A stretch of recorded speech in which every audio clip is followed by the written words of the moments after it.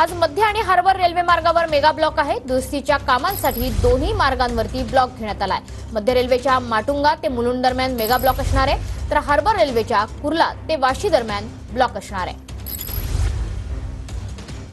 रेल्वेच्या मुख्य आणि हार्बर मार्गावरती आज मेगा ब्लॉक घेण्यात येणार आहे। त्यामुळे रविवारच्या दिवशी मुंबईकरांनी बाहेर पडताना मध्य रेल्वेचं वेळापत्रक बघूनच बाहेर पडावं असं आव्हान जे आहे ते मध्य रेल्वेकडून करण्यात आलेलं आहे।